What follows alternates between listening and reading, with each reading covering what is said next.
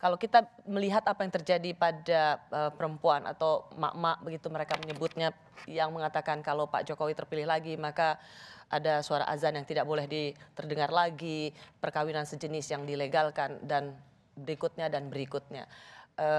Kang Sobari, apakah ini bisa langsung kita definisikan sebagai satu fitnah yang sangat yang begitu jahat terhadap nilai-nilai keindonesiaan, atau ini sebuah percakapan warga biasa saja tentang kemungkinan yang terjadi?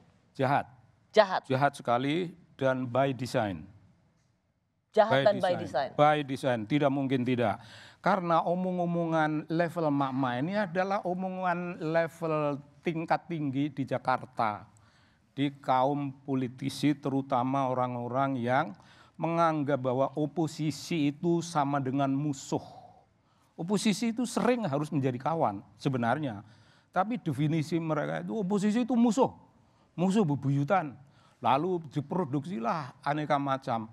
Everything is politics. Tidak ada perkara yang keluar begitu saja tanpa sesuatu. Mak-mak ini urusannya apa atau apa ibaratnya. Kalau dia harus menyuarakan hal yang bukan concern kehidupan sehari-harinya. Yang harus concern misalnya ulama atau pemimpin-pemimpin agama yang harus mengatakan itu. Loh ini mak-mak. Orang yang harus dengan maaf secara politik itu naif. Merekanya. Cuman kan kalau itu memang sesuatu yang terjadi, memang itu bisa jadi concern ke semua orang. Intinya sebenarnya apakah itu memang akan terjadi atau tidak kan itu. Tapi apakah itu bisa jadi concern emak-emak? Bisa saja sih Kang Sobari. Tidak dibedakan berdasarkan gender. Enggak.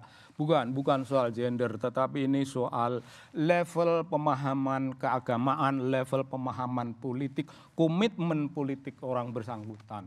Pada tingkat mak-mak itu tidak punya sampai ke greget mau membangun suatu politik yang kayak apa.